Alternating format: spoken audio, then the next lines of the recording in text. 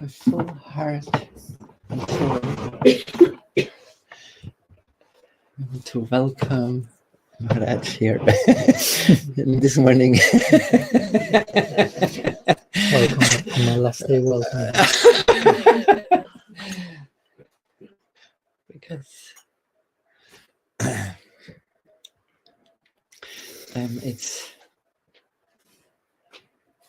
we are on a bigger pilgrimage. This is called life. And our spiritual practice will not just go on, okay, today and tomorrow. The intensity of a festival will be gone and we go sleep. So it's like for a lifelong dedication. If one understands the path, not just for a quick endeavor to make something like we made now the house in a week. We knew, we couldn't do that every day. but it's still, the house is finished. And some persons have a spiritual practice, they see a little in that context. Short, okay, I go through, but also it's a lifelong project. It's not a little endeavor we do. I got a letter many years back from a sannyasi who left his sannyas vows and with the age of 70. And he wrote me, I thought I can still make it through. He meant till I die. But with such a conception, you don't believe in reincarnation. If you think I just have to bite through in German, I don't know if in English. I get the point. Yeah. So it's not like this. It's like a lifelong journey. And what we do here is getting proviant, is getting a little prashadam on the way, for a long, long journey. Even when someone leaves here, we have the tradition in the ashram. They have a few hours walk through the forest. So normally we give a piece of bread.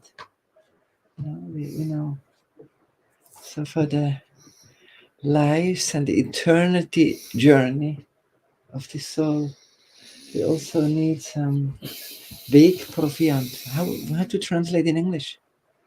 A little snack for them. But it's more than a snack. It's like the nourishment for the way. Okay. Yeah, it's called Proviant in German. We only give little snacks to them. Yeah, but A booster. a boost or something like that. Recharging. So this is anytime we sit together with Vaishnavas. This is like the inner mood, which is so nice. And if it's like a prayer of the heart, oh my Lord, today I'm reading or today I'm hearing from Maharaj, may you offer me something which is extremely precious for the rest of eternity. And it's quite exciting to read Bhagavatam in that spirit. And it's very exciting to go to satsang. I know, I will get a gift. Sometimes we cannot catch it. But if it's like an inner prayer, oh my dear Lord, in my heart, I'm ready today to catch it. And surely it will be a different Krishna can do it like this. He can give a lifelong present, even with the same words, and everyone has a different present. It's a very mystical moment. We're just entering. And maybe it's also for you like this, even while speaking. Yeah.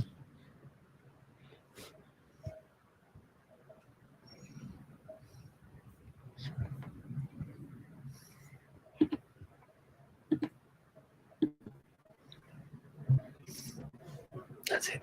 Yeah. Just the inner prayer. So what to talk about today? But there are some questions in the air, but also if you want to say something, let's feel. No, if there are questions. No, it's nice if you want to also.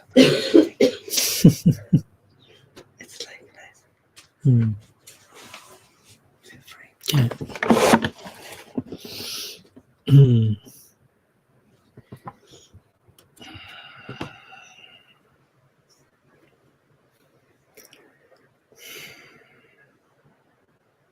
ज्ञानतिमिरन्दस्य ज्ञानञ्जनशलाकया चाक्षुरुन्मिलितं येन तस्मै श्रीगुरवे नमः।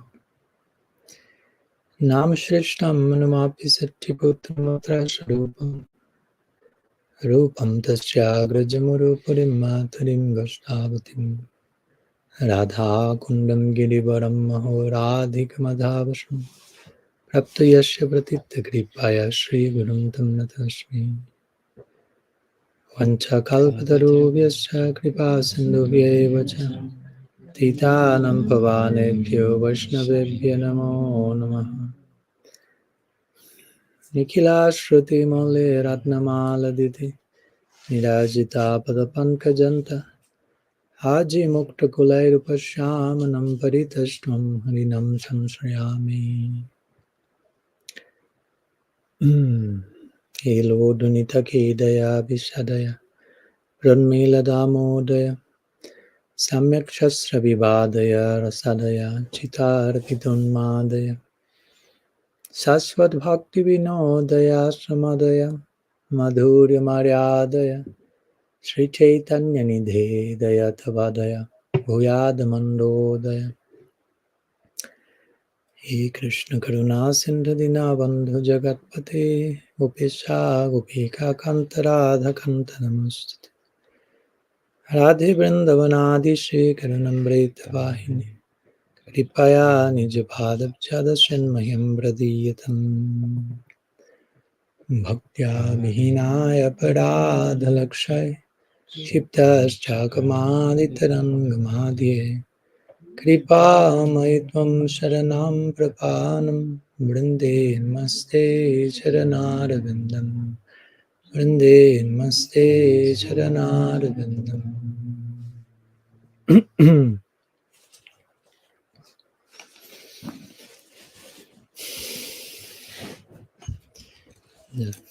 महाप्रभु की जय, श्री श्री गौर गदाधर जी की जय, Shri Shri Gaur Gaur Gandharvika Giridhari. गौर गंधर्विका गिरिधर जी की जय। Oh, Shishi Radha Radha Gokulananda. Shri Shri Radha Gokulanand की जय, all of them की जय। So, Krishna Chandra Prabhu mentioned there are some questions. I've also invited to share a few words before the questions, as he kindly set the tone himself. So just following on some of the things he mentioned. And I really appreciated this emphasis on yatra, on the journey of life, and not limited to this particular existence,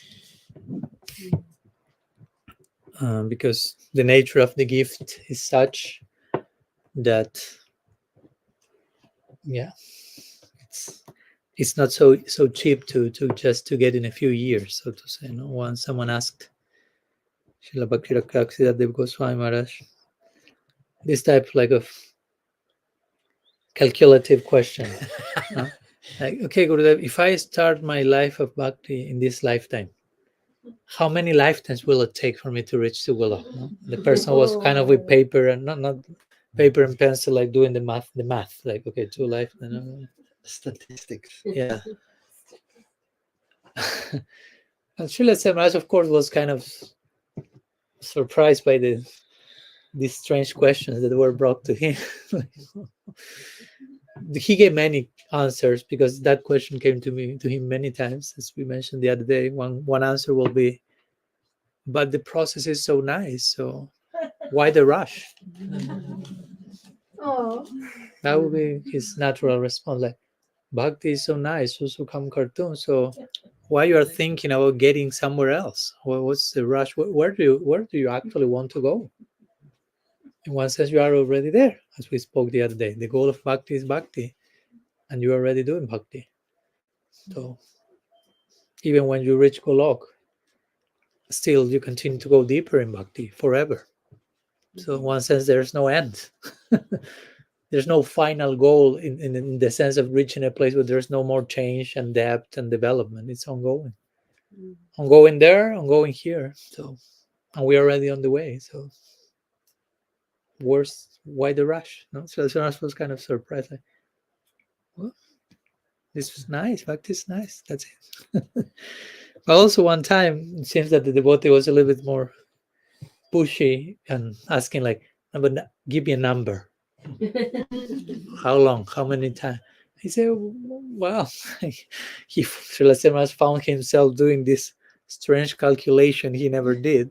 Like, well, if you start this lifetime and you are very serious, let's say 3 lifetimes. No? Like normally, right? He said that. And this other devotee was in shock. Like 3 lifetimes? That's a lot.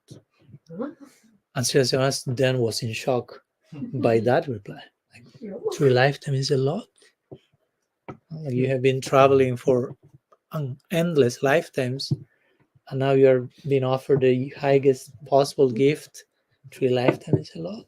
So he was in, the devotee was in shock, and Srila Samaras was in shock in his own way. No? Like implying, if you get a glimpse of the value and the depth and the dimension of the gift, you will feel embarrassed for having paid so little. No? That's basically the nature. No? The nature of the gift is such that you will feel like, in a healthy way, like ashamed in a healthy way. Again, there's toxic shame, but like, all this is coming, what I've done to deserve that? Nothing. It's still coming. It's a gift that no matter what I do, I can never earn it. Try to imagine that. No? The more I try to do, the more, as we talked this day, the more indebted I become. So that's a paradoxical logic in the world of love. So again, it makes no sense. And I like how Krishna Chandraji say, if you just try to make the whole thing about this lifetime, only this lifetime, everything in this lifetime, it's like, what you stop believing in reincarnation now? No, you don't think the journey goes beyond one particular chapter of the journey? So, and the journey is coming from before this lifetime also. So it's important that we get accustomed to conceive the journey not limited to one particular chapter. Someone is hiding there. Okay. Listening secretly. Some native visitors. Chance for Harikatha. Yeah. But yeah, at the same time, by saying that, we are not dismissing whatever may coming to us every single day, every single moment. All of that is part of the whole journey. Like when again Gopakumar reaches his destination and Bhagavan is telling him, I was there with you every single day. Every single day you pray, every single day you cried, every single day you knock on some doors and you were rejected. I was next to you, inside you, with you every single one of those moments. I'm here with you. So So he could like realize, wow, every one of those moments was extraordinary in itself. No? Each one's journey is extraordinary, because sometimes we may kind of, I don't know, get to know about the lives of very exalted beings that from day one to the final day of their lifetime, everything seems to be like perfect or magical or extraordinary, and we tend to compare. We have the tendency comparison and perfectionism, two big enemies, two big an artist. And we tend to compare and say like, oh, that journey is extraordinary, but mine is like, it's not worthy. And I think there's a place to appreciate our journey, not because our own my journey, I did it myself, but because of all the ingredients that came in the journey, the grace, the gifts, so many things, and to value one's own journey from that place of, okay, this is also extraordinary. I'm trying to honor my journey. It's not my own creation. I'm just part of my journey. And being grateful and owning, as they will say in the United States, own your journey. Like, don't try to travel other one's journey or path. Krishna himself said that in the Gita. That's dangerous. He says, even if your journey is imperfect, travel your journey imperfectly, then try to do the perfect journey of someone else. That's escapism, evasiveness, spiritual bypassing. No, you are who you are. As simple as that sound is, be yourself. Well, that's complicated. That's not so easy. Generally, we try to be someone else or so many things. No? So anyhow, as Krishna Chandraji was saying, on every single day we receive this. I don't remember what's the local word for that, the snack word. Proviant. What is it? Proviant. It's actually a very nice word. Yeah, that's why I want to mention it in the original language. So today is one of those days, this moment for all of us, not only from me to you, but it's always reciprocal. Sharing with each other some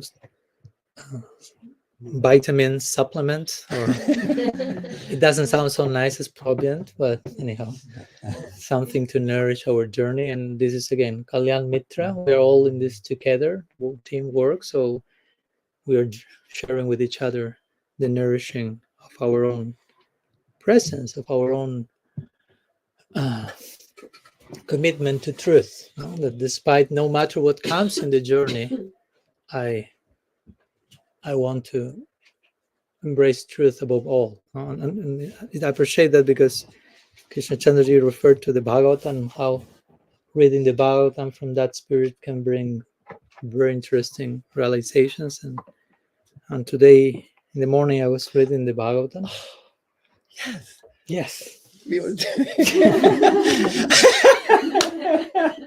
So yeah, and I was reading, I try to read every year the Bhagavatam.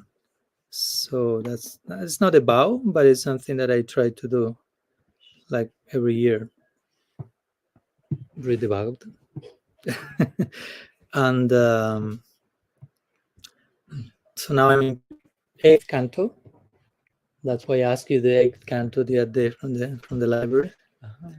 And of course, it's Bali Maharaj, main section, Bali Maharaj, Vaman Dev. So I was reading a few chapters today, and there are 2 verses that came very special. I want just to share them with you. We will go to questions, but just share those verses because they are connected to what we are talking now, no? In the journey, and how so many things can come in a journey. It's like, okay, let's go on a journey. You don't have an idea what will happen in that journey, especially if the journey is adventure. No, it's not like I call an Uber and go from here to 1 kilometer. Everything is safe, predictable, nothing. Even in that case, anything can happen. But if we say, okay, let's walk 2 hours to Ananda Dam, and we never been there, okay, that will be an interesting spiral in every sense. The spirals will be there, and some inner turning as well. So journey of life is, yatra, unpredictable pilgrimage. We are all pilgrims. I like to think in that term, no? Like how we move through life is in itself a pilgrimage. It's not just when I go to India, I'm going on a pilgrimage. Ideally, our journey of life is a pilgrimage in itself, trying to reach the final sacred destination, if you want to put it that way. So, and how in the midst of that journey, so many things will happen, so many things that you will have ever thought about, you will happen. The things you thought will happen the least, probably they will come. And how, despite all that, we have to keep our values, our commitment to truth, our alignment with reality, the very thing that brought us in the first place, calling us from a very deep place. So there are two verses where Bali Maharaj is praised in the Bhagavatam after all the lila happened, basically. After Bamandev came and basically cheated Bali Maharaj and took everything away from him. He was tied, he was pushed down. I mean, he was cursed by his guru, a long list of things. No, so it's basically, there are two verses. This is chapter 22 of the 8th canto, verses 29 and 30. So it's kind of a summary of the glories of Bali Maharaj's attachment to truth. So I'll read them briefly. Directly in English, it says, although bereft of his riches, fallen from his original position, that doesn't mean from Vaikuntha, just in case, defeated and arrested by his enemies, rebuked and deserted by his relatives and friends, although suffering the pain of being bound, and although rebuked and cursed by his spiritual master, Bali Maharaj, being fixed in his vow, did not give up his truthfulness. It was certainly with pretension that I spoke about religious principles. This is Bamandev talking, sorry. But he did not give up religious principles, for he is true to his word. Yeah, it's kind of a summary of all that Bali Maharaj went through. And again, deserted by relatives, family members, cursed by your guru, cheated by God himself, deprived from all possessions. Not for anyone to be scared like all that will happen to you, but just showing that can happen. And even in those scenarios, there's still place to hold on to truth. I mean, that's the idea. When everything else is taken away from you, there is something that, if you are honest, can never be taken away from you. But you have to hold to that. So that's the spirit of the akinchana. Bhagavatam says, Twam akinchana gocharam. And Kunti Devi prays. That's how our approach to Bhagavan is sincere. No? Like, everything has been taken away from you. But again, everything is taken away from you, so the real thing can be actually given to you. Akinchana means without material possessions, or also akinchana means he whose only possession is the letter A, which is Krishna. Krishna identifies with the letters of the alphabet, he's A. So akinchana means he who has nothing, or he who has everything. He who has the only thing that can actually be had, basically. He in relation to whom you can exercise the only healthy sense of mamata, or possessiveness, so to say. When you develop a sense of I, me, mine to something that is not Krishna, that's samsara. Bhaktivinoda Thakur describes samsara as aham mameti, I, me, mine. I develop a sense of identity based on what I think is mine, which is not real. So your sense of identity is not real either. But when you shift that to develop a sense of identity in terms of possessiveness in connection to Bhagavan, my I, me, mine is in connection, I am your servant, you are my beloved, and so on and so forth. This I, me, mine becomes not only the freedom from samsara, but it throws us into another form of samsara, like to make the play of words. Samsara. Sara means essence, and sam means full. So from samsara, forest fire of material existence, to samsara, the full essence of a loving relationship with Bhagavan. So anyhow, some reflections in trying to honor what Krishna Chandraji mentioned in relation to this morning's reading. It just confirmed that the prayer, something is coming. Something's coming. Yeah. And as you were mentioning, that happens not only when listening, but also when speaking. That's actually a very, at least for me, big part of the intention of reciting Mangala Charan is basically praying for me not to give the lecture, basically. In one sense, that's the most important part of the lecture for me, because that moment, if I'm properly open and vulnerable and empty myself to be filled by grace, that will determine if the lecture, whatever the Harikatha, is a success or is a failure.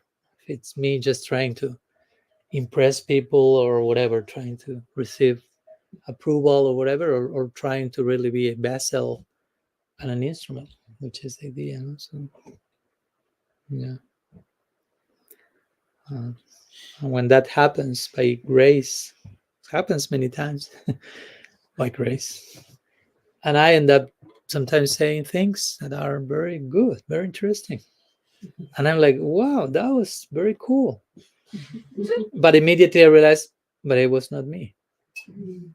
So I cannot claim copyrights. I cannot put my name below this, but I cannot deny that at the same time.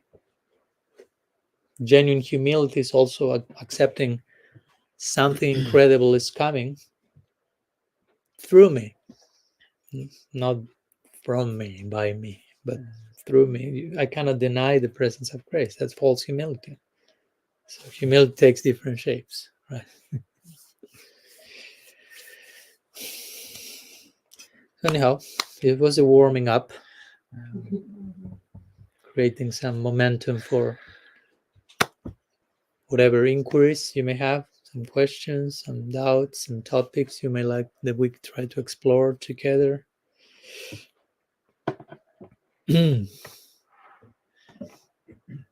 Yes. As you just mentioned,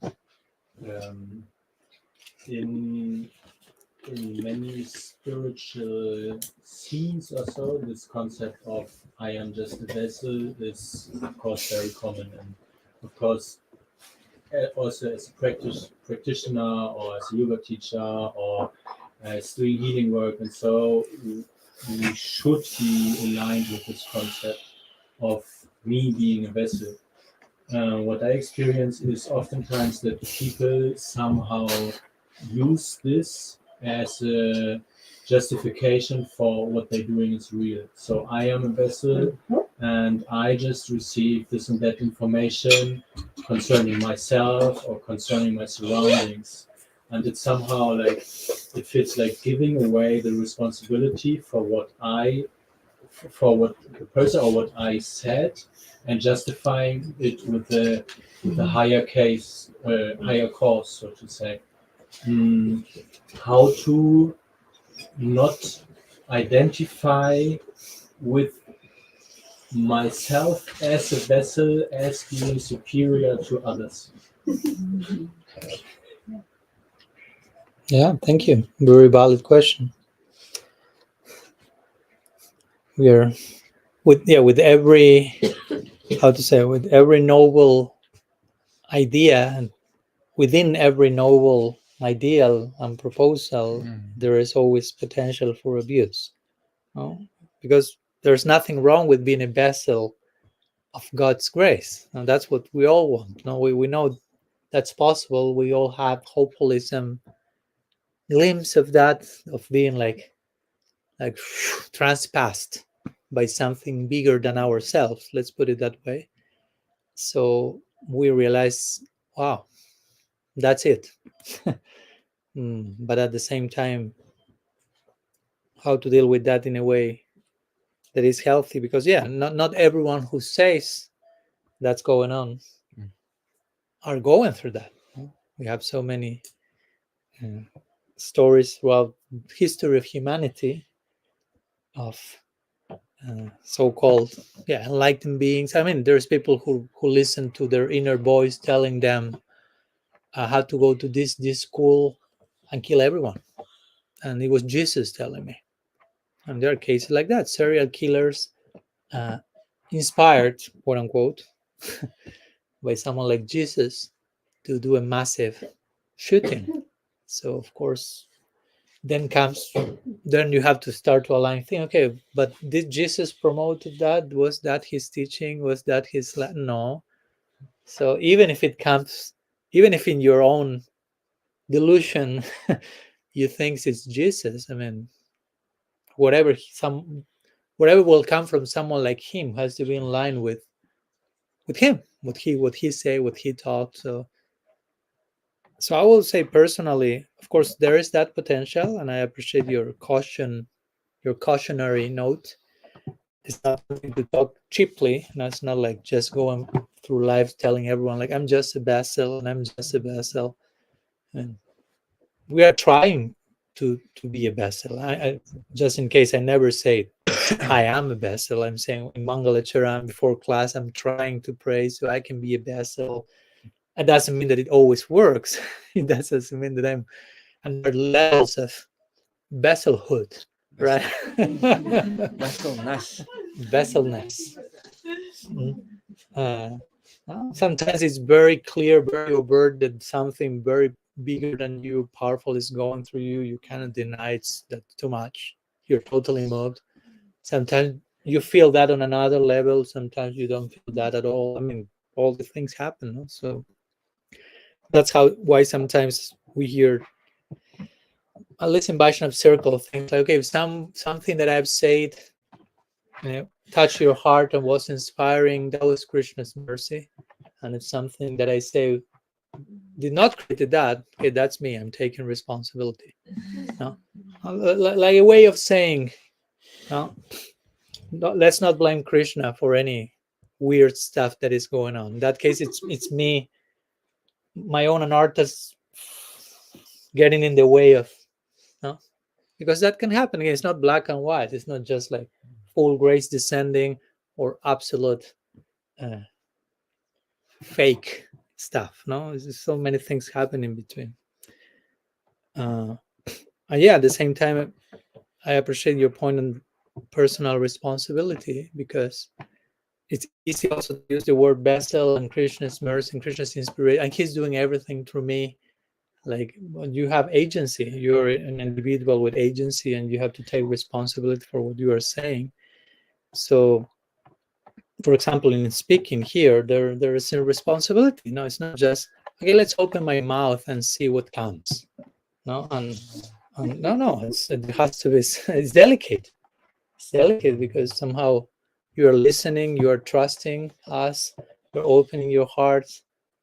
So this is a delicate transaction. No, it's like surgery, because you are opening your heart. It's heart, how to say, open heart surgery. So you're opening your heart and allowing yourself to be affected by what's coming from us. Somehow I perceive that. So that's humbling. That's not kind of like, look how they are opening their hearts to me. No, it's not that. It's just more like it's humbling, and it's a big responsibility, and not to freeze and go like scared, but just like to take the gravity and the seriousness of the moment and try to give back something that is not, again, my own creation. No, it has to be somehow ideally in touch with grace and revelation, to honor your presence and your openness. So yeah, we can use the word being a vessel, and everyone can use it, but the real point for us not to cheat ourselves and others, I will say, is how willing I am to be a vessel, again, because being a vessel means you have to empty yourself, and that's not easy. And again, there are degrees of being successful or failing miserably at that. Being a vessel is not just poetic words. It's just, you have to empty yourself and be willing to be filled with something that is powerful, that will come and shake many foundations, that will create many paradigm shifts, that will invite you to think differently. and how much we're willing. And we may think, I'm willing for that, Krishna, 100%, 108%. Come and change my life. And after 5 minutes, it's like, oh, well, let's start with 5%, Krishna. Let's make it gradual. Maharaj said yesterday that the process was gradual. He also said not so gradual. But anyhow, so yeah, in time we may realize, yeah, that's not so easy. It takes time. But so my point is, we should try to be a vessel. We should never be like advertising ourselves as vessels of God or something like that. Although many people do that. That's the problem. And many people buy into that. I mean, many people will only buy that product. No? Only that vessel. Yeah, only that vessel, that fancy vessel that counts like, I'm God, I'm receiving direct communication, I know everything, and blah, blah, blah. It's like, yes. And of course, that's a whole conversation why we go in that direction, why people really go there. But yeah, I would say in order to remain safe and sober, yeah, if someone tells you I'm a vessel and it sounds like promoting a product, I will personally be like, why do I find the need to say that? No? Because again, as we were saying before, if you're a genuine vessel of God, what's coming to you and through you, it's so powerful, so infinite, so great, so incredible that you will be so humbled by that. You know, like you will feel overwhelmed by what's coming, by the nature of the gift, but how undeserved that is. That the last thing you will think is to announce yourself to the world saying, I'm a vessel of God. The natural symptom that you are a vessel of God is the opposite of announcing that very thing. Because the nature of what's filling the vessel is endless. In one sense, the vessel can never be filled, can overflow. So you often will never feel, okay, I'm already a vessel. I'm filled. There's always more coming and more coming and more coming. And the more it's coming, the more humble I become. So the less I can think of myself as announcing myself as the vessel of God. It's like makes no sense, absolutely. So I would say that's important to be reminded in relation to others, but also in relation to how we deal ourselves with when some of these gifts come to our lives, what to do with that. We cannot also deny them. I know that this cannot come because I'm too low, too fallen. As we were talking yesterday, someone may have some special experience or realization. And again, I'm not saying go on Instagram and announce it to the world, but also do not deny it. Do not cancel it just thinking, but who I am, I cannot have these things. Now, this is too high for my situation. But Krishna and conditional love can express themselves in any situation. They are more powerful than all your anarthas put together. No? Because if not, we start to give more weight to our own conditioning. I'm so conditioned that Krishna cannot appear in my life in this way. It's not possible. He cannot be that powerful. My anarthas are more powerful. That's nonsense. Even if my anarthas are bigger than Govardhan, no? No. Krishna is like, that's it, gone. That's the power of, we have to have that trust in the power of unconditional love. That can happen. It may happen, it may not happen, but that in theory can happen. So if something like that happens, we will honor that. Again, we will be humbled by that. It's not like I will start to announce to the world, hey, see what happened. That shows that I am what? I'm a vessel of grace. And grace found its way to express itself in that beautiful, moving way in my heart. But it's not my own merit. It's not that my own creation. It's not that I was calculating and working for that to happen. No? So if we are sincere and genuine, any expression of grace will be humbling us. No? So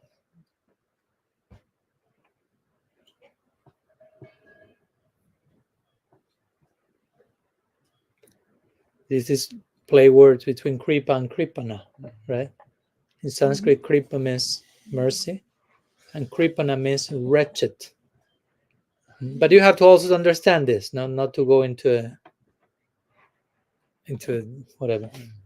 dysfunctional self-beating. What is wretched? Wretched. How do you translate that in German?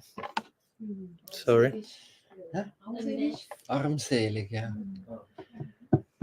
But I will say the spirit of that, so we don't get this idea of, okay, that means that I have to beat myself and I'm bad and I'm blah, blah, blah, bling the whips and you start the whipping festival. No. For me, it's more, the spirit is more like, again, what I'm just saying. You receive kripa or there's grace coming to your life.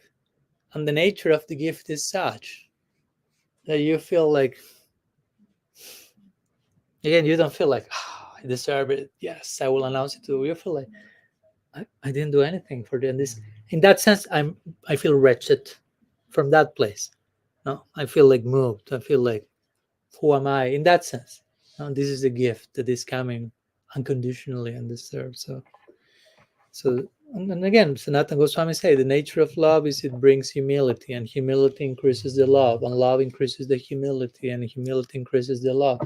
So the two of them never divorce, so to say, go together. So there has to be a corresponding expression of humility. And so yeah, at the end of the day, it's our own sincerity. If I want to relate to these principles, being a vessel of grace from a genuine place, or I want to abuse that idea and just abuse and misuse and for my own aggrandizement, which is such a cheap temptation, so to say, but has nothing to do with real contact with grace. Something.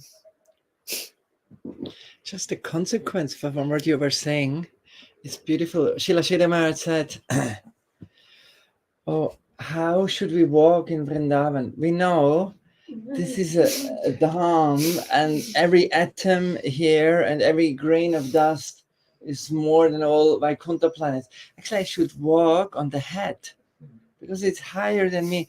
But even here, when I know, oh, this day and what's happening right now is a grace. So it's a complete different experience. I'm living and walking and going my spiritual path already on something I have never earned. This is a very different experience. I'm walking on different grounds right now. We already, not just when you're completely in the dham, but it makes a difference. If I think, millions of sukritis of millions of lifetimes have now made this. So here's your trophy, the medal. It's gold medal. What is this? What's my loan? Yeah, the payment I get. So it's very different. That I'm walking already on something that is given, and I can have trust. I walk home. I can continue walking home on that. He's building my path with these elements of grace every second.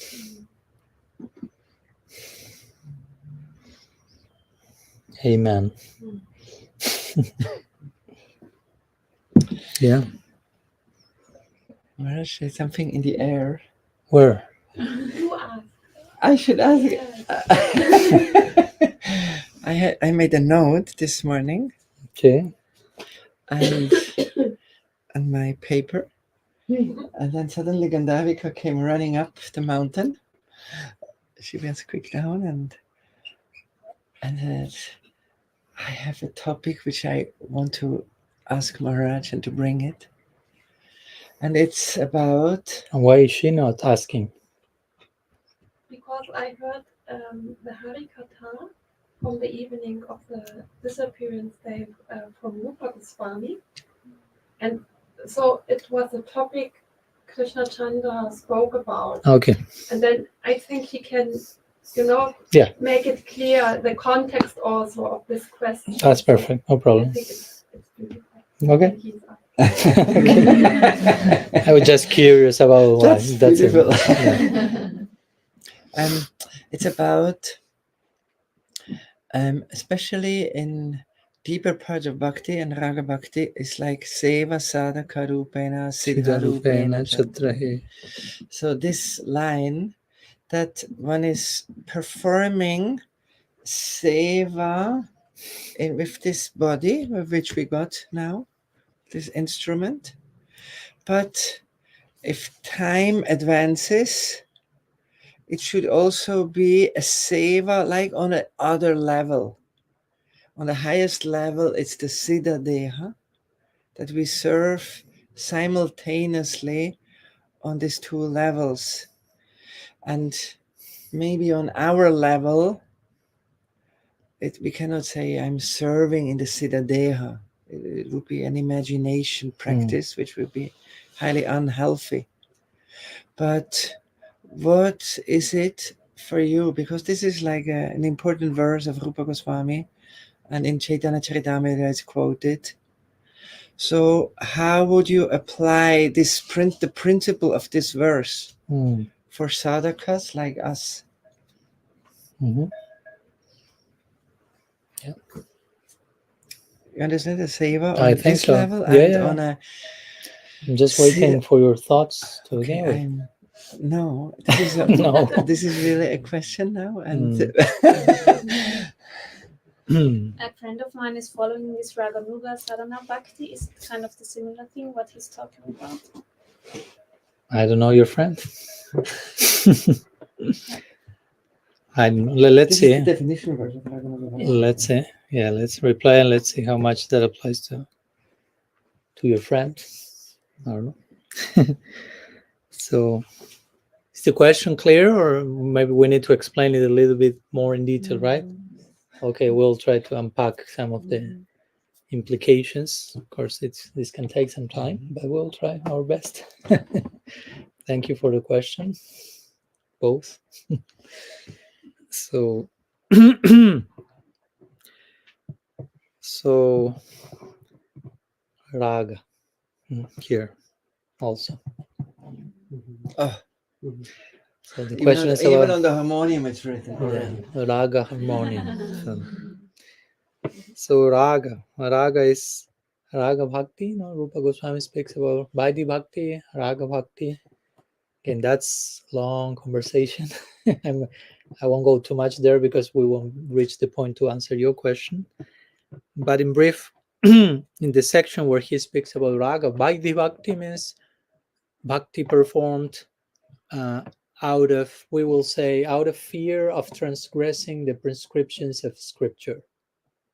Like the main motivating factor is what will happen if I don't do this.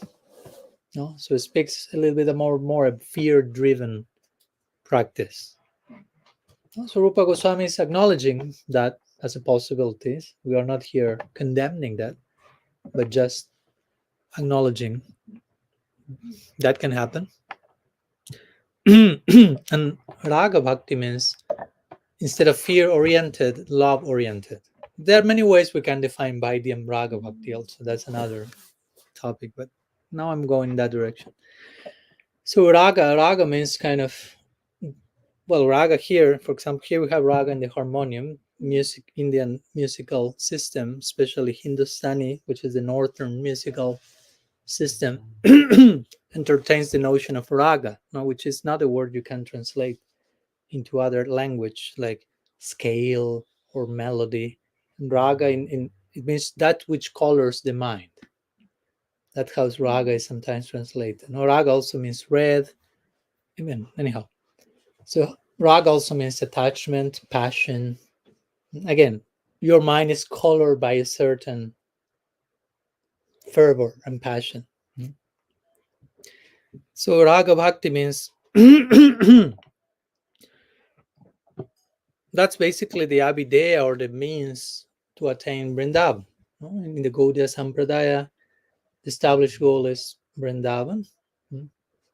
We could say Nitya Navadvip, which is in one sense non-different from Vrindavan. So we are not talking about two different things. And the way to that goal is raga bhakti. Like Vidhi Bhakti Prajabhava Paite Nahishati. Mhm. Vaidhi Bhakti has not the power. Yeah. So through Vaidhi Bhakti, that's again the whole layer of the conversation. But in Vaidhi Bhakti, you can attain what we call Vaikuntha, where Narayan is served and worshipped and loved in certain particular mood. Vaidhi Bhakti can take you there, and there are Vaidhi Bhakti Sampradayas, like the Sri Sampradaya, among others, which offer that portal, which is beautiful in its own way. It may not be our cup of tea, so to say, but we should learn to honor that. No, like Briha Bhagavatamrita shows that. No, with Gopakumar is traveling. He's not just Vrindavan. That's it. That's the end of the book. Only Vrindavan. He's going through Vaikuntha, Ayodhya, heavenly planets, Kailash. I mean, everywhere, and he's appreciating everything. No? He's loving everything, but he continues his journey. Again, we are talking about journey, but he appreciates everything. So that's an important point. We shouldn't become uh, fanatic in terms of the highest goal or the highest rasa. As I like to use the word. We shouldn't become racists. You can do racism, which is to be racist in the context of rasa. So you can engage in racism. This is the only rasa, the highest thing. Everyone should go there, and everything else is that's not healthy. So anyhow, so as Vaidhi Bhakti takes you to Vaikuntha, Raga Bhakti takes you to Braj. And Raga Bhakti is sometimes called Raga Anuga Bhakti. Anuga means to follow into the rag, or into the attachment, into the mood, into the feelings of, in this case, the Nitya Parikars of Raj, or the eternal associates of Bhagavan in Vrindavan, who represent kind of an archetype of different moods. They're people, not just an archetype, but they are symbolizing different moods, like role models, and gradually, according to our inclination and bhakti samskars, we gradually identify with that particular way of serving. Again, very general way we are describing. All this is described in further detail in Rupa Goswami's Bhakti Rasamrita Sindhu, further detail Ujjwal Nilamani, books like Raghavarpa Chandrika, Vishwanath Chakravarti Thakur, and of course many others who enter more into the details of the dynamics of the Leela as part of the meditation in the Raga Bhakti department. So, since we mentioned Rupa Goswami Bhakti Rasamrita Sindhu, there is one of these verses that Krishna Chandraji mentioned. There are main three verses that describe Raga Bhakti in Bhakti Rasamrita Sindhu, and this is one of those. So we are here analyzing like the first line. Seva sadhaka rupena siddha rupena chatrahe. Tad bhava lipsuna karya brajaloka anusharata. And that's the rest of the verse. But we will go there some other day. Which mentions about following in the footsteps of the Brajavasis. So the first line says then, Seva sadhaka rupena siddha rupena chatrahe. So basically, Rupa Goswami speaking about two rupas or two forms, sadhaka rupa, siddha rupa. So I'm entering more in my teacher mood. This word, I'm missing my, like the first time I came, I torture you to remember every day Brahma Stuti, and Krishna was writing the corresponding verse behind before every class. Yeah, I like also that, no? So seva sadhaka rupena siddha rupena chatrahe means we have the form before practicing bhakti. We have a form, we have a body, but it's considered a material body, if you want to put it that way, the result of your previous activities, lifetimes. You have this body, but then you are said to receive something called Siddha-deha or Sadhaka Rupa. Rupa Deha is the same body. Sadhaka refers to someone who engages in sadhana. No, someone who practices sadhana is a sadhaka. No? Like someone who is in the stage of sadhana is a sadhaka. Someone who is in the stage of bhava is a bhavuka. Someone who is in the stage of prem is a premika. No? So sadhaka means sadhana. No? So it is said that in the moment, one way of explaining this is that in the moment of initiation, the guru is conferring upon the student a Siddha-deha, which again is you may say, but I'm the same before initiation and today. I look at the mirror, I have the same face. I don't have like a new body. So we are not talking about that type of giving of a body externally, but it's an infusion, let's put it that way, an infusion of bhakti samskars, of devotional impressions by the bestowal of the mantra, and the guru is giving a name. He's giving a new sense of identity. No, you haven't. It begins with, for example, giving a name. No?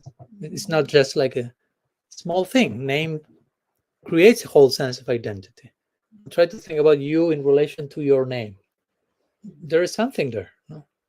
If I suddenly stop calling Damayanti, and I just call her whatever name comes to my mind, Sophia, she won't relate to that. It's like The wise one. Yeah, of course. I picked a nice one. Wisdom, the wisdom lady.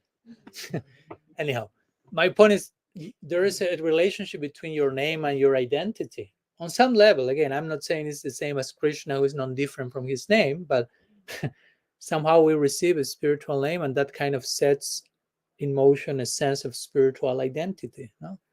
And anyhow, we have Kantimala or whatever other elements that Tilak may decorate. But the point is, there is some bestowal of bhakti samskars that somehow create an identity as a sadhaka. So, okay, now my goal of life is to engage in sadhana, to attain the goal of sadhana, which is bhava, nitya siddhasya bhavasya pratatyam hridisadyata, another important verse. But so there is a new identity. In that sense, you have been given this body. Again, you look at the mirror, same body.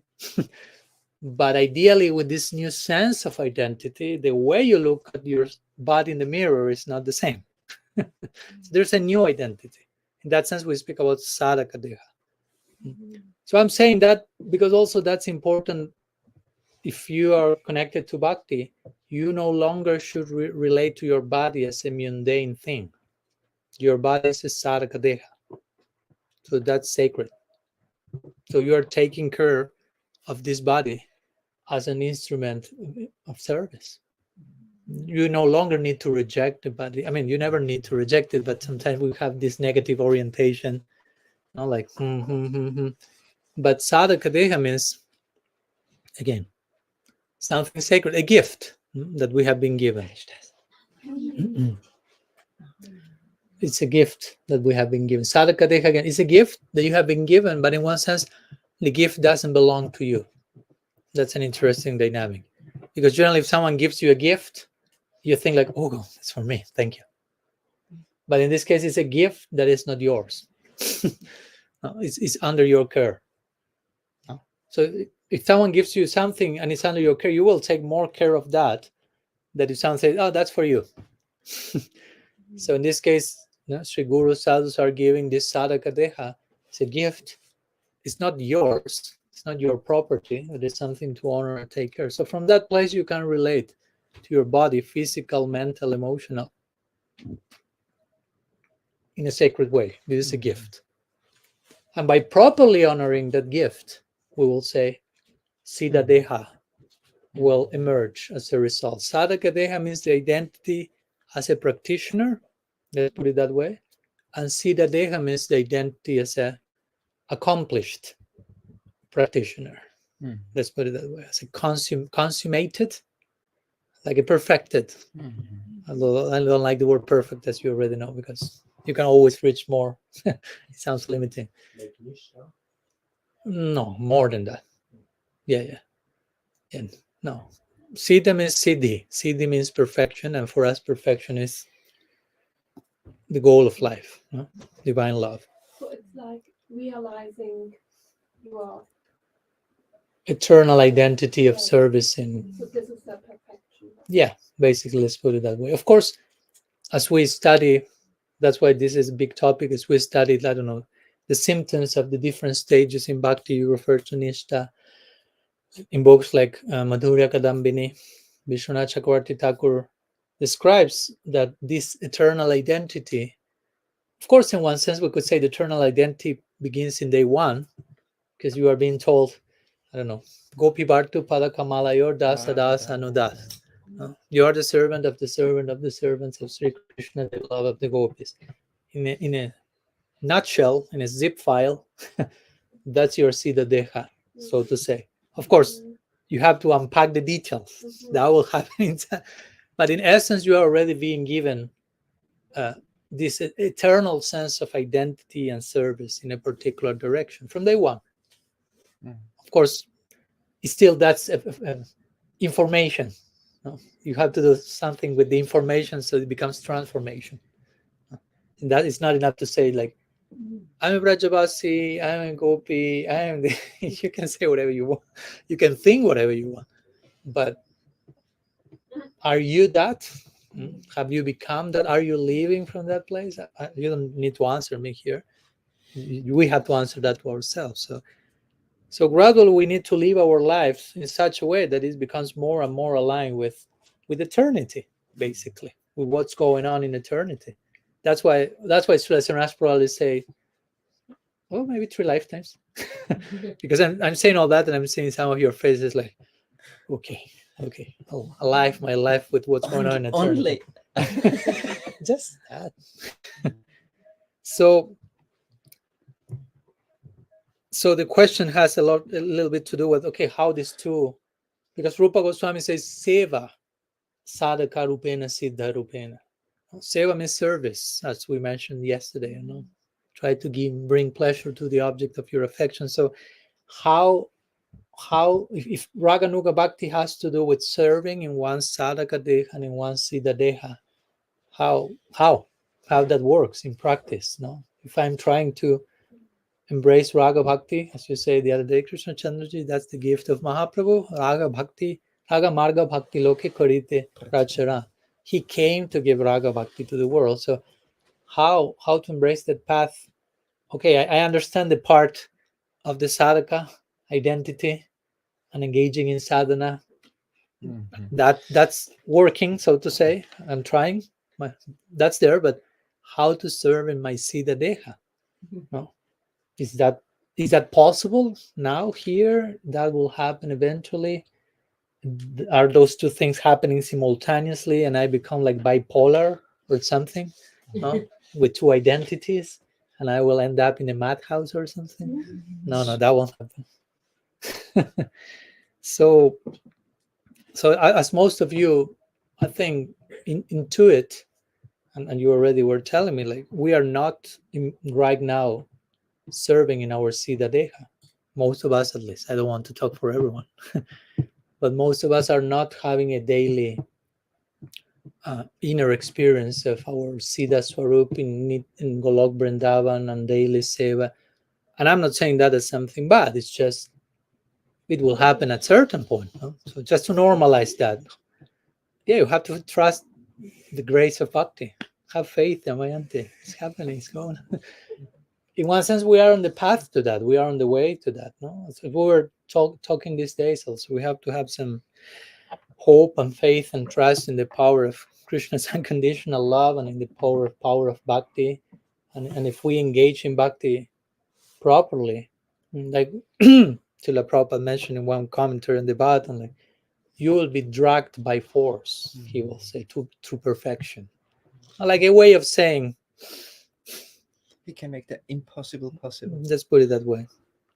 So I personally will say, and probably there are other devotees with different ideas, that our Siddha-deha, again, how to serve in our Siddha-deha now without creating a mental imagination game, because of course I can sit and think, okay, I'm this manjari and I'm doing this and now I'm doing that, but it's a mental exercise. No?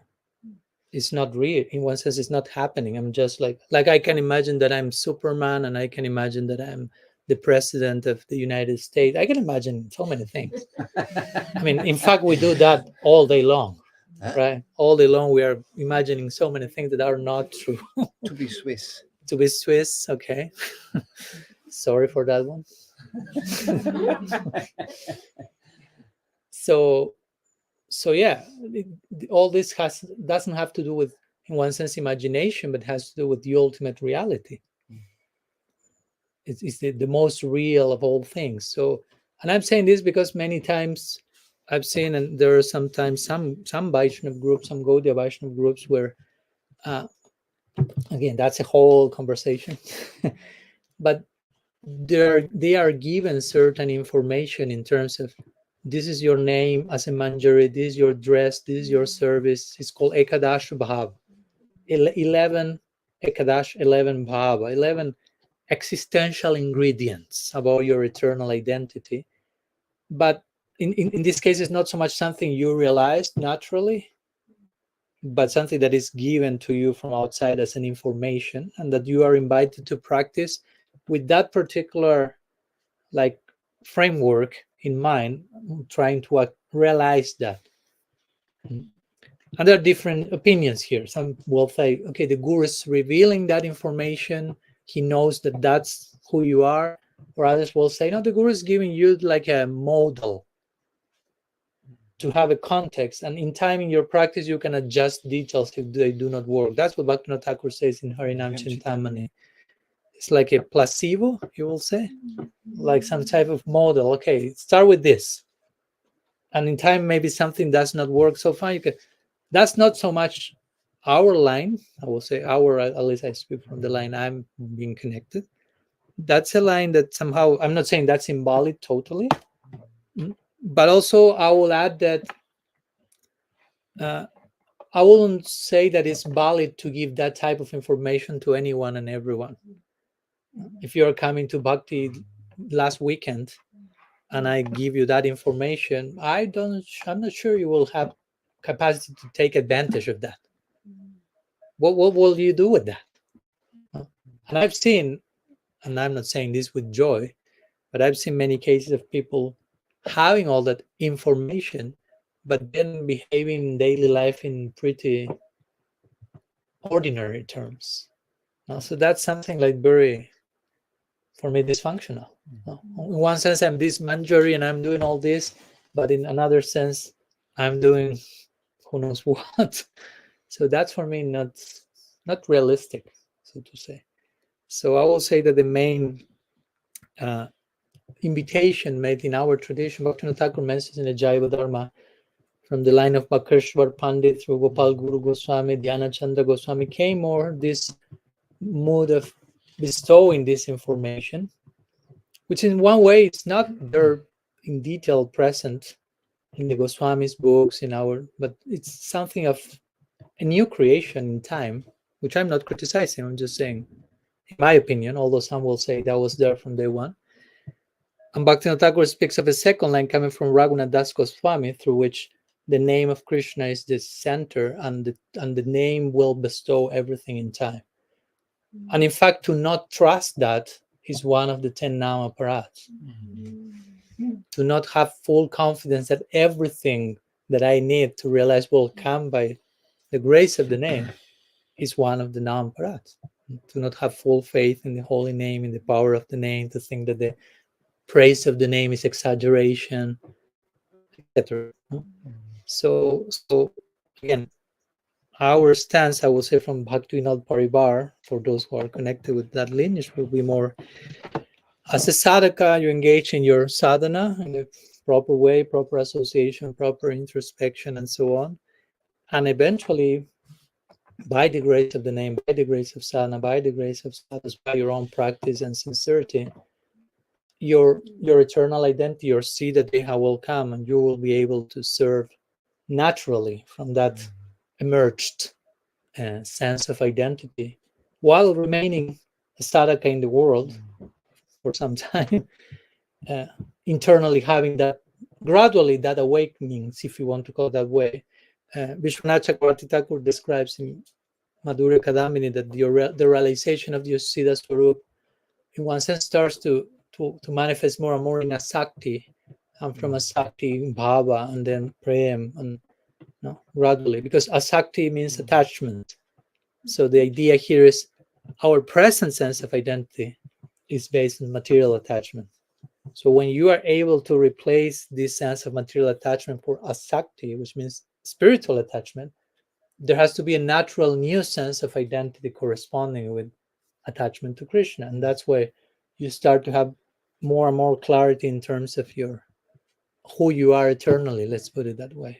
And then I have a question. You mentioned the Dharma, and it said to this point, in the second part, in one of the last chapters, 22, something like this, there is this Vijay Kumar and Bhajana with Babaji Maharaj. And Babaji Maharaj asked them, it's about Raganuga Bhakti, and Babaji Maharaj asked them at this point, oh yeah, when you read the Bhagavatam, what is what you're in? Everything okay? Yeah. Continue, yeah. Continue. That's What that was you're- for you. Okay. What you're really interested in.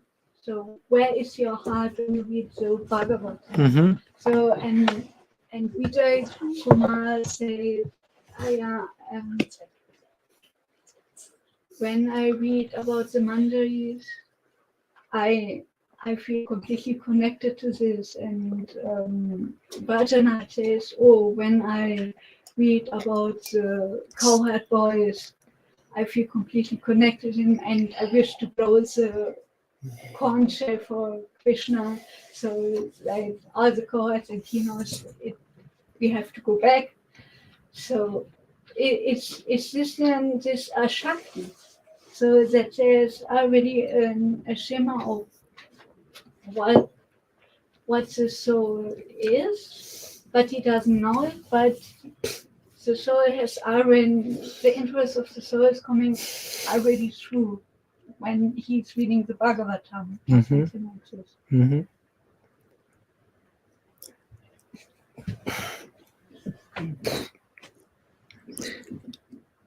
Is it disturbing your flow? You wanted to explain, or No, please. You say something. no? I talked a lot. I will say something as well. What will you say about her question? Yes. Very advanced sadhakas, and we can see it in this world also. I know many Vaishnavas, when they're really, really sincere and absorbed, if something is coming. I wouldn't even say ashakti. Mm. In Madhurya Kadamini, it's even said, even at the level of ruchi, there's a certain taste. What kind of taste? It's not just I'm happy in this world. Mm-hmm. It's such a taste for bhakti, but its taste for bhakti is because there's a certain sambandha to it, a certain relationship involved. Only then there is a very great taste. So eine Ahnung, a little idea comes even there. That's why in Raghavat Machandrika, Vishwanath Thakur says, really Raganuga Bhakti, officially we can say starts at the level of Ruchi. Mm. Because then you have a certain idea of a certain mood that I feel very attracted. And then naturally some associates in the Nityadham, in the eternal Vrindavan, become extremely fascinating. And then you start to connect them. And only then their raga, they have the intense attachment and irresistible longing they have. If you really start to worship them and come in a connection with him, then suddenly a drop of their love they have falls in our hearts. And then this is called raga. I suddenly, or lobha. Then suddenly I have a greed, and the main factor for advancing in raga bhakti is sacred greed. But it's not even. This is again, like Maharaj said on the vessel. It's not something that we create and we make. I have to have greed. This is already a gift. We live on grace, even on that level.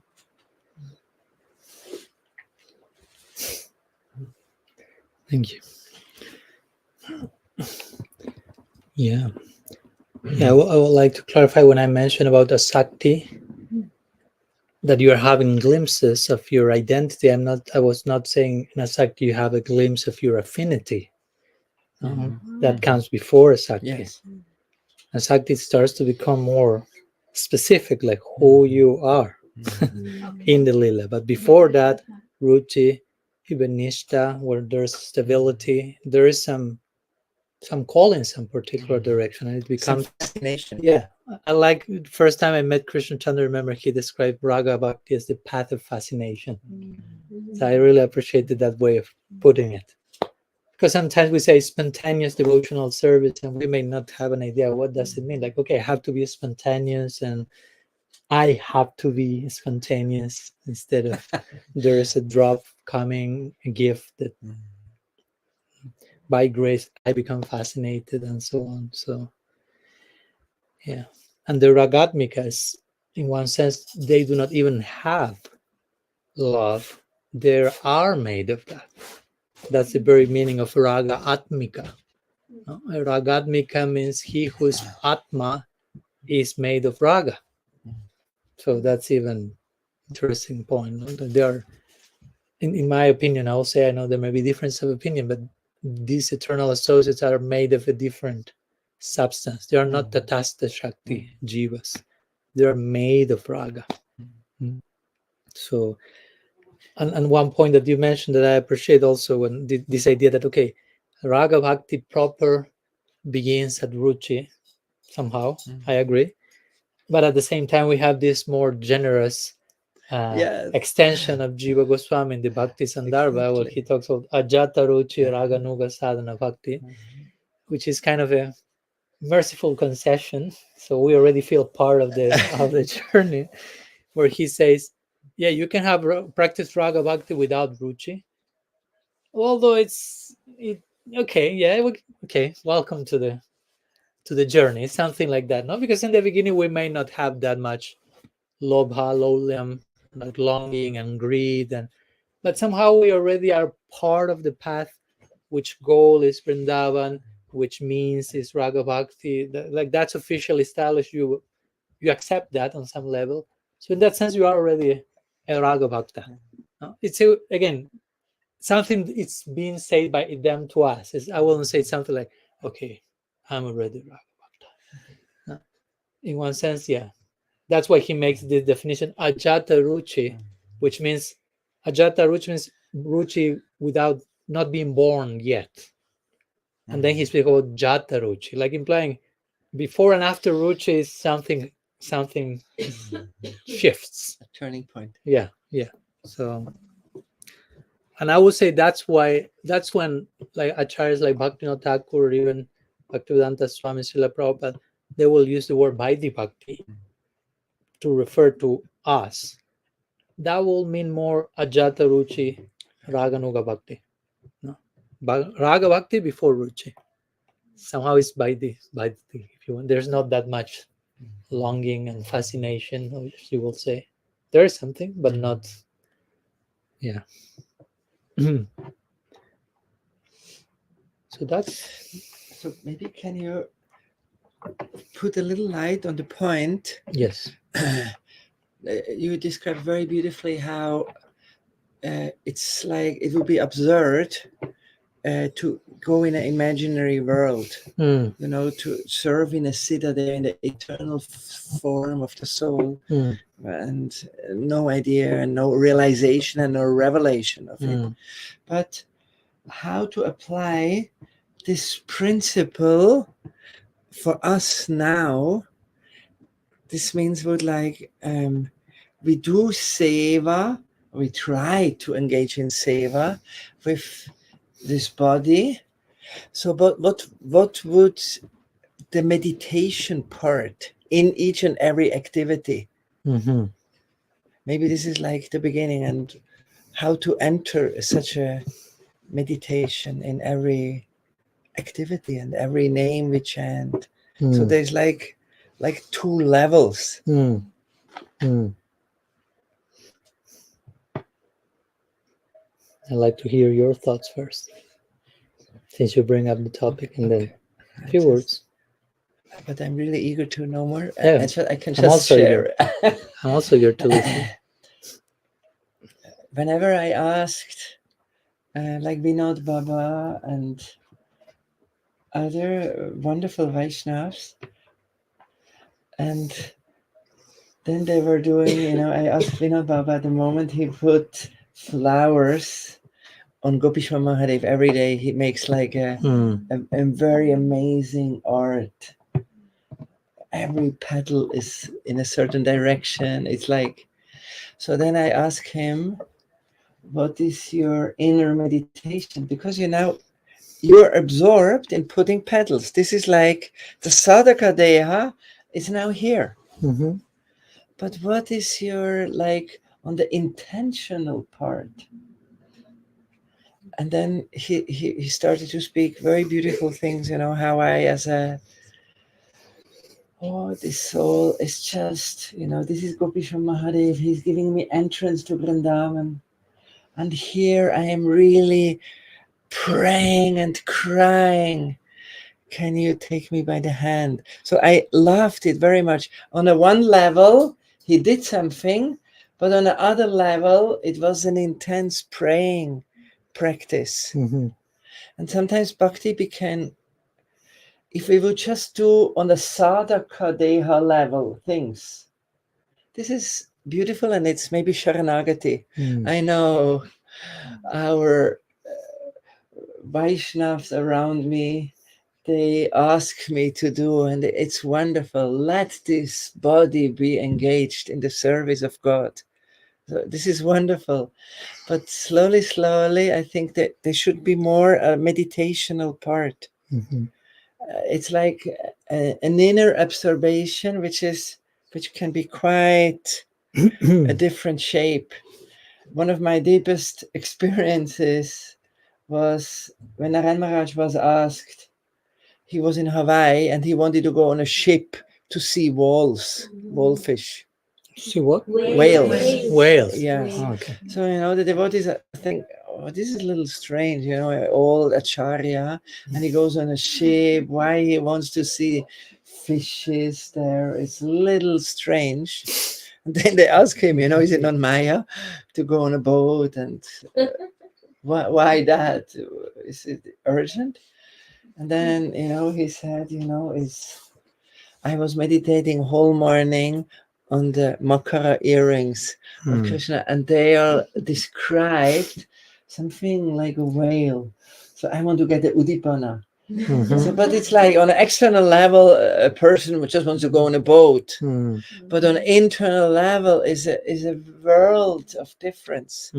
So how to enter in such a thing, maybe not on that very high level, but for sadhakas, that we are not just doing work, that things have to be done, like cutting grass and cooked, but to integrate at the same time a meditational part. Mm-hmm. Yeah.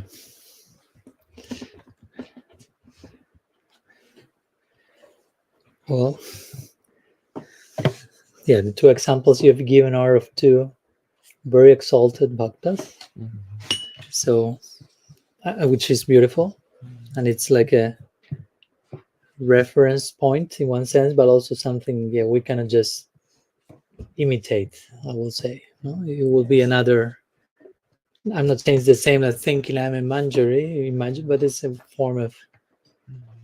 Of course, I will say it all depends from where each one of us is. No? The inner meditation or the inner connection won't be the same. It's not that, okay, Yes, I will yes. give you now the official template for inner connection for all of you equally. No, because again, for some people, for some sadhakas, I will say before, because we are talking about, okay, you ultimately Vrindavan, connection, absorption, everything. I was when you quoted your Guru Maharaj and used the word udipana, I was thinking about the word udipana. I don't know how potentially everything is udipana means like stimulus, like something that triggers. One's absorption, one remembers. It's like reminds me of the object of my affection, even if it's again a piece of cloth. But if I'm able to relate that to, so Vrindavan is the land of sweetness and intimacy. But I personally will like to establish a proper projection to the land of Madhurya in terms of sweetness. Aishwarya also needs to be in place. Yes. And that point is made by Vishwanath Chakravarti Thakur in his Raghavardhana Chandrika. So you go to Raghavardhana Chandrika, think, okay, this is will be all about Raga, but he starts to speak about Aishwarya, and the importance of actually you cannot have Madhurya without Aishwarya. Aishwarya is the foundation of that allows Madhurya to be Madhurya. We were talking with Nimai the other day. Like if there's Krishna as a baby there, it's like, oh, so charming. But what's the difference between Krishna as a baby and any other baby? Why Krishna is particularly charming as a baby? Because he's God. And he's a baby on top of that. But he's God. So that layer, he's God, means Aishwarya. So that Aishwarya allows for the fascination of, and he's a baby. Wow. No, because if not, what's the difference between him and any other baby? There's no difference. What makes his babyhood special is the fact that he's God at the same time. So the Aishwarya is allowing for the other experience. So my point with this is, even though in the ultimate goal, in the ultimate absorption, in one sense, there will be no perception of Aishwarya. Even as we said the other day, when Krishna shows Aishwarya lifting Govardhan, for the Brajavasis, it's all Udipan for Madhurya, for sweetness. Like Krishna is hungry, Krishna is weak, give me the heel to me, I will massage your hand. So even the highest Aishwarya, they filter that in terms of Madhurya, sweetness. But for us, I would say a proper meditation on Aishwarya on some level is healthy in some stage. Like, again, for example, thinking about, as you were saying, I'm going through the day cutting grass. Okay, you can connect grass to, okay, Krishna is omnipresent. Okay, that's Aishwarya. He's everywhere. But that's, on some level, it's healthy to have that properly established in my heart. He's even in this blade of grass. And Sanatana Goswami says, if you relate to a blade of grass for what it is, you attain perfection. Wow. No, this blade of grass is connected with the center. Nothing exists disconnected from God. Again, that's a type of internal meditation that creates some solid foundation of Aishwarya. No? Krishna says in the Bhagavad Gita, Aham sarvasya bhavavo sarvam pravartate. And then he says, Iti matva bhajante bham mam bhuda bhava samamvita or raga samamvita. So this is a famous verse of the Gita, Chatur Shloki, 8th verse, 10th chapter. Krishna says first two lines, Aishwarya, foundation. Aham sarvasya bhavavo mata sarvam pravartate. I'm the source of everything. Everything comes from me. No, that's more like, whoa, no, that's Aishwarya. And then he says, Iti matva bhajante mam bhuda bhava samam. For those who know that, they can worship me full of bhava, full of rag. Transcendental emotion. Transcendental emotion. So that's a very important verse in that connection. Krishna sets the ground. First, you have to have very clear how I'm God. And at one point, by properly knowing how I'm God, someday you will forget that I'm God. That's our project, as strange as it may sound. first we need to have very clear how Krishna is, in Prabhupada's word, the Supreme Personality of Godhead. So someday we forget about that and we start to see him in terms of fascination and intimacy.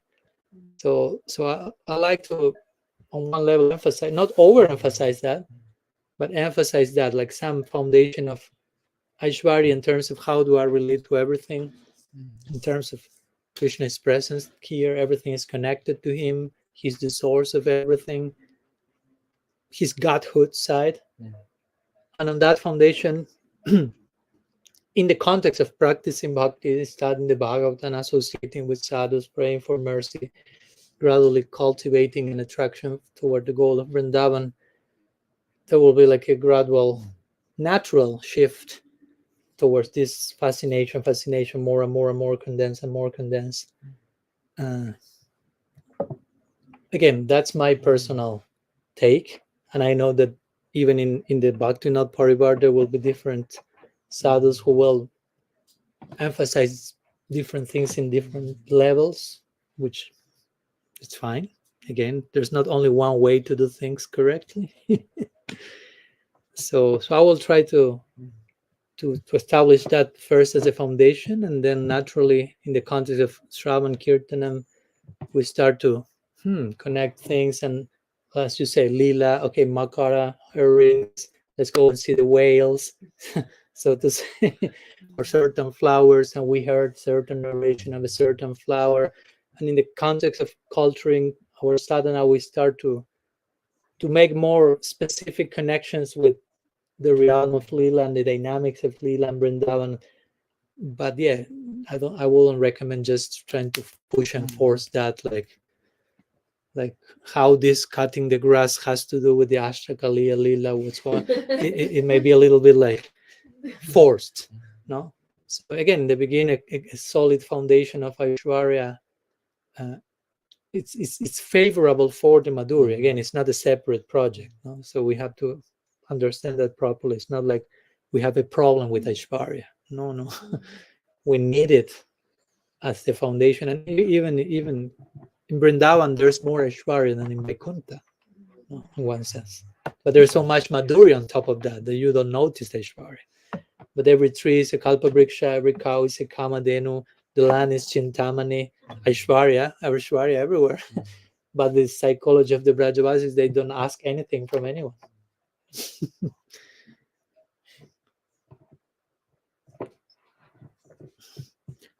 That's what has come today. Maybe you very can practically, complement. here at the Bhagavatam first today, Bali's praise, and it's like the start of an inner meditation, of a ruminatio, chewing something like the cow. That one has something, and one is not only obsessed with activities and this world, that the mind is not just that. And I liked it very much. The verse he said, today I want to be truthful to Vamandev, to Krishna. And I know it will be heavy reaction. My guru might reject me, he said. Or people will speak and I might lose everything. I want to be truthful. It's like it's an inner meditation. That's some parakya bhav indirectly. Indirectly, and yeah. That is preparing the ground. Again, exactly, yeah. This 8th canto, preparing the ground for 10th canto. Exactly. But even on the ground level, one carries a meditation, and I think this is like a beginning. Slowly, one has a reflection, and externally is that person, but one asks sadhus, what are your thoughts and what is occupying your inner world? Something always amazing is coming out. They're not just speaking, there's not just emptiness. It's like a world of fascination, and I think it's the beginning, like you said, an Aishwarya, an astonishment. There is fascination there. Yeah, exactly. Slowly, slowly. Yeah. For seva, Yeah, sadhaka. Yeah. Krishna is in every atom. That's fascinating in itself. Hey, Radhe!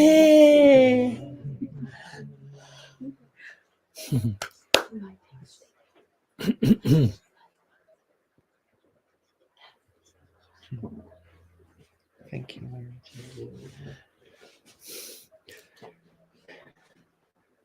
Don't know if that helps, Gandharvika. Yes.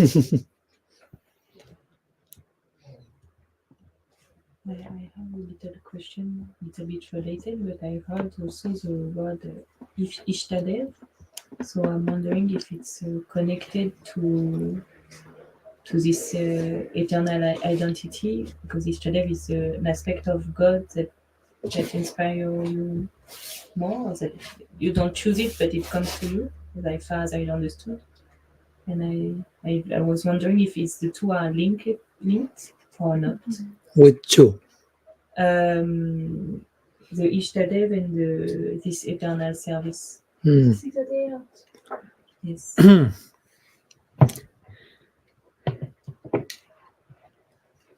Yes, in brief, yes.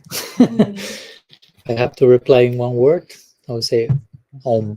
Yes. Yeah, because our eternal identity is not separated from the object of our love and service. No, it's like tied. No? Like once we'll say here, okay, I'm a mother, and that's linked to my child. No, without the child, I won't say I'm a mother. My identity as a mother is derived from my connection with the object of my motherly love. To give an example here, so in the same way, an eternal spiritual identity is not, it cannot exist independently of our Siddha-deha, no? Of our worshipable deity, if you want to use that word, although it's not worship in the sense of, but love, no? Our loving, our favorite expression of the divine, so to say, that we feel attracted to in service. So yes, they are connected. They are inseparable. Let's put it that way. I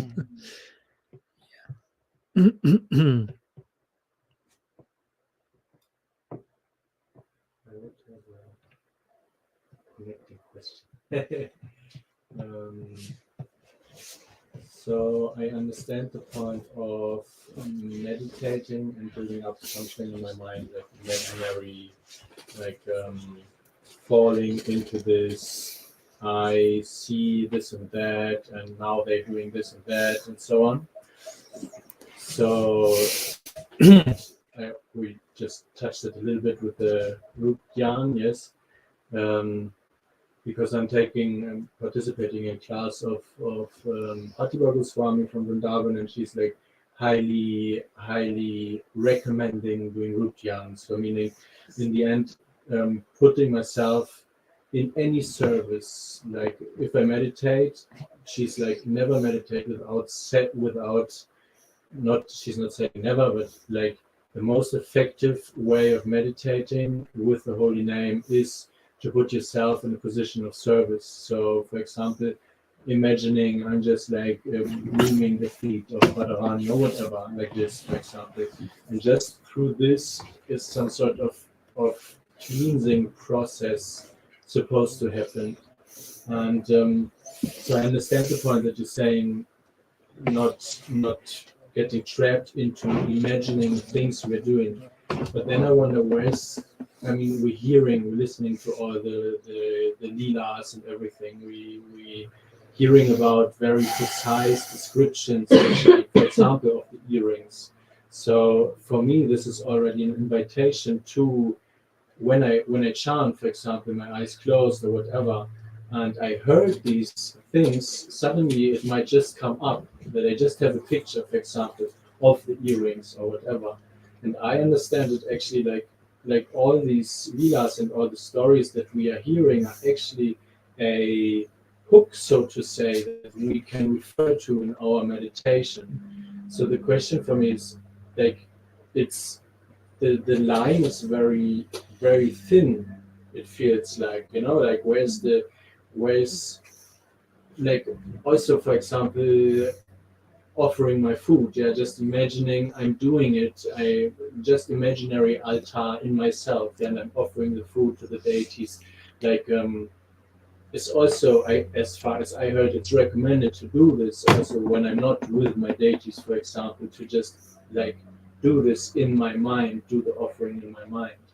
So for me, it's yeah, as I said, a complicated line, because I feel like when I'm asking, like, God gives everything. Yeah. So if I want to imagine God as in connection with me doing service for him or her, um, why can we say it's just imaginary and it's not something God gives to us because we are asking for it. We are asking to do this, even if it's just in the first place imaginary. But maybe it's not, because if everything is God, then he's also there.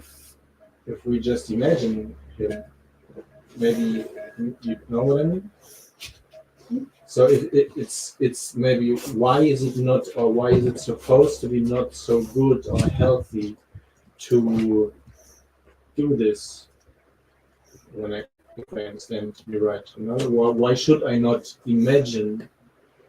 Because if it's God, then it's grace. Then it's the best thing I can do with my mind, to imagine being a service. That was a long question. I don't know. Sorry. To start. Sure, we will do short. It's a big topic, but I would very much agree what Maharaj said.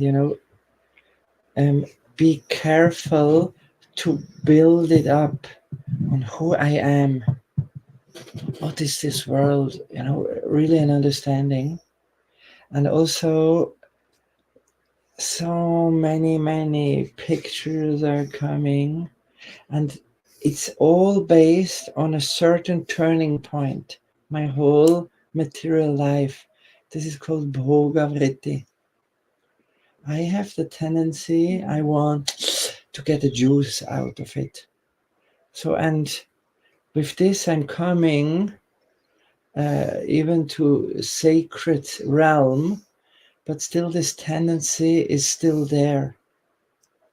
So, and especially, when one is doing like very intimate things about in their world, and they're not something from this world, in their world, it would be very difficult, because this bhoga vritti, always I want to engrave it in my world.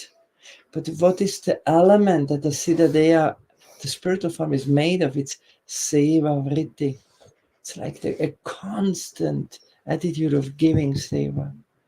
So, and that's why, I feel it's like a saver path to really chant with some like basic meditation and relish it. And always when we hear higher topics, I'm doing this for many years, I'm bowing down, because it's how beautiful is Raghunath Goswami doing it. So I'm not involved. I know who I am, but I want to have a very, very, how Rupa Goswami gives some glimpse of his meditation. And I know that is coming, and what they describe is really coming out of the seva vritti of their hearts. So slowly, I don't want a practice. Oh, now I have to apply little sandalwood pictures on the 54 associates of Gauranga. And, or it can become like a technical. But slowly, by approaching these great Vaishnavas and appreciating and like bowing down, slowly something from their mood is coming. And whenever we hear Leela even, we don't want a story, we want a mood. We want what is their inner attitude, and then it creates a very deep change. And one of the things, I think, if someone would really do like Rupa Dhyan from that corner, as a really appreciation how they serve, slowly, the thing is, it will create more and more fascination. Like Madhusudan Das Babaji, the guru of Jagannath Das Babaji, he went to his guru and he said, you advised me to put a finger ring to make Shringar of Shrimati Radhika, to decorate her, but I only put a finger ring and whole morning I'm completely absorbed there. If I'm incapable to do it, I'm completely useless. And the next day I tried again. I really wanted to put decoration of Radhika's beautiful form, but I'm stuck with the finger ring and whole morning. But many I observed, if they do it out of an imagination, slowly the taste is like wading. I think, what is this bhakti? Why? So it's like a very different element coming from the Bhoga Vritti, the old tendency I was carrying with me since eternity. Really start to see the Seva Vritti of our Guru Jans, of Buddha and Maharaj, for example, his life, or many of Raghunathas Goswami, and then slowly, when they open something, bowing down, how they serve, and then a mood is coming in our heart, and from the mood, everything will open. Just short, I wanted to. Thank you. Yeah, when I was asking, hearing the question, and again, I'm sharing my own. We are sharing also the mood that came to us through our particular lineage. So if you or someone is taking Shiksha connection with some other mood, also I want to be, respectful with that, even if I may disagree with that. But my point is, it's not my intention or our intention to get in the way of whatever one may be receiving from one's guide or anything. But I agree, of course, with what Krishna Chandraji mentioned. Of course. In this case, of course, yeah, I cannot but agree. And I was thinking, this simple but famous verse from the Puranas quote by Rupa Goswami, Yatha Sri Krishna Namadi Navabe Grahyam Indriye Sebaun Mukhe Jivado Swayameva Spuratyada. So there are many important words there: Seva, Spurati, Grahyam Indriye. So he's saying the name, form, qualities, lila, everything in relation to Krishna is transcendental. It cannot be touched by our senses, which includes our mind, which includes imagination. No, we cannot access that reality by our own efforts from here, not like trying to. But he says, Seva unmukhehi jivado swayameva spurate. When we enter into the seva vritti, when we develop this attitude of service, we have spurti. We'll have a revelation of those things. So he makes this point. It's not so much about imagining that reality, but having a proper service attitude and receiving a proper revelation where that reality is pleased with our attitude that descends and manifests. Instead of me from here trying to ascend by the stairs of imagination. So to say, that's not what Rupa Goswami will recommend. And that also reminds me of Jiva Goswami in the Bhakti Sandarbha when he speaks about Shravanam, Kirtanam, and Smaranam in connection to Nam, Rupa, Guna, and Lila. And he says, first comes Nam, Shravanam. No? Then comes Nam, Kirtan. Then comes Nam, Smaranam. Then comes Rupa, Shravanam. Then Rupa Kirtan, then Rupa Smaranam. Then comes Guna Shravanam, Guna Kirtanam, Guna Smaranam. Then comes Lila Shravanam, Lila Kirtan, and Lila Smaranam. So he established this kram or sequence. And sometimes we see in some places, at least they start from the well, okay, let's go to Lila Smaranam. And according to Jiva Goswami, that's the last step of the whole ladder. So there is a, I mean, I'm just trying to quote what our Goswami said, who are the ones who established the architects of the tradition, basically, of the Sampradaya. And yeah, they make this point, which again is not against this higher reality, but on the contrary, we are so much in favor of that we are trying to take care of how to approach it in the more realistic, sustainable way. So we, whenever we contact that reality, is from Seva Britti, not Bhoga Britti, no, because we don't want just to. I mean, we don't want to see Radha and Krishna. We don't want to see Radha's earrings, or we want to serve that. And what does it mean to serve Radha's earrings? No, it's not just imagining that I'm putting it or taking out. It's like the willingness to give my life zillions of times for that specific moment. And Radha's earrings are made of bhava. No, they're a living entity. They're not earrings. No, they're a person. Ultimately, everything is personalized, radical personalism. Just in case. So yeah, it's a relationship, and again, there is a willingness. Now we hear this prayer from different sadhus, like, I'm willing to die millions of times to give Radha and Krishna 1 millisecond of pleasure. I'm ready for that. So that's kind of the price to offer seva in that level of intimacy. There has to be that level of willingness to die, to live, to die, to live.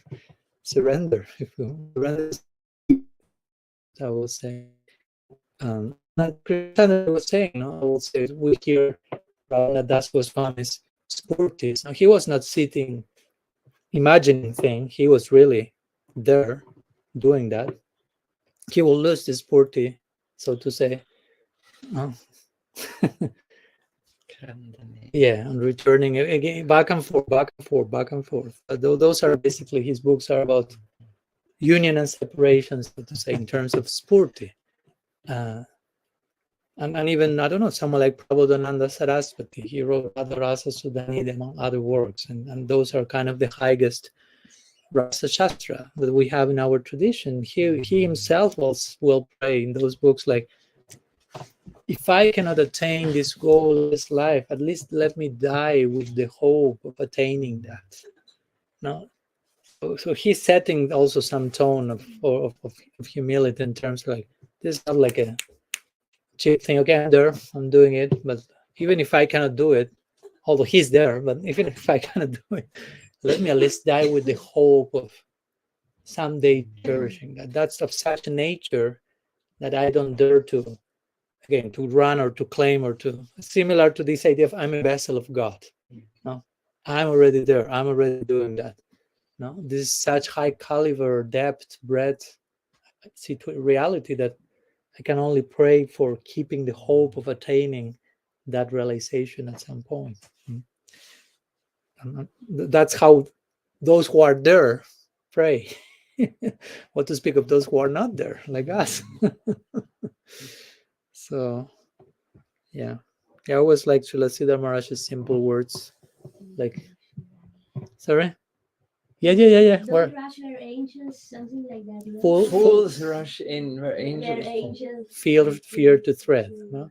So yeah, let's have some caution. No? Bhaktisiddhanta Saraswati will say, Pujala raga pata gaudava bhange. Patala hariyana visaya range. No? He said, we worship the path of raga bhakti with awe and reverence. No, we don't worship Krishna with awe and reverence, but we worship the path of raga bhakti with awe and reverence, because it's such a path, it's such a goal, it's such a, I don't dare just to jump there and say, I'm a raga bhakta. I'm already there. As we were talking today. It's like I worship that path. And I know that by worshiping that path properly, the Aishwarya of my worship of the path in time will disappear, and I will be invited to that world of fascination and intimacy. Yeah. some thoughts. I hope that helps. So basically, we are actually opening ourselves for the grace, and we giving our trust to the spiritual masters, which might not even be with us too. When they see we are ready, they open up a door for us, which then might, how to say, elaborate or so our path by itself. That's a good way to put it, yeah. And for me, it's a very, as Krishna Chandraji would say, it's a safe path. But also it demands that I am trusting, no? That's working like that. If I really I'm practicing from an honest place, open place, the grace will come. The higher personalities will shower whatever grace I need. You need to have trust in that. That's Sharanagati also. Surrender is the outer expression of Shraddha, says Jiva Goswami. So how much surrender we are, it has to do with how much faith you have. So it's, yeah. And it's not that by doing that we are just like waiting and doing nothing and we cannot think about anything or read about. I mean, there's so much that still can nourish us and inspire us. It's not that there's nothing. But also, yeah, this is so sacred, so important that I will say we want it for real as it can be. So when the moment comes, it's sure that a clear confirmation will come. And when that confirmation comes, it's totally undeniable. I won't be able to say, oh, that was my imagination. No, that was not my imagination. So, and when this is there, so much more longing is coming. And I think this is the turning point. Staying in an imaginary world one is losing taste. I saw many Vaishnavas, they think I did some smaran or lila smaran or rup smaran, and I really lost the taste. So this means, they have not touched anything, and this is the same thing. I'm also losing the taste of each and every of my thoughts every day, just here. It's not very fascinating. Yeah.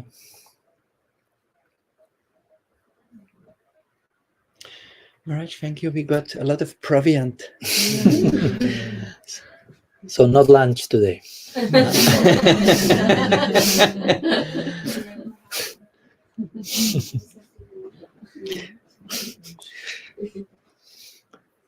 Indigestion with the snacks. Okay. Thank you. We'll make it today later. Last meeting. Thank you so much to all for your questions, for your company. Shri Man Mahaprabhu ki jai, Shri Gaur Gadadhar ji ki jai, Shri Shri Radha Govinda ji ki jai, Shri Radha Gokulananda ji ki jai, Gaur Bhakta Vrinda ki jai, Gaur Praman Hari.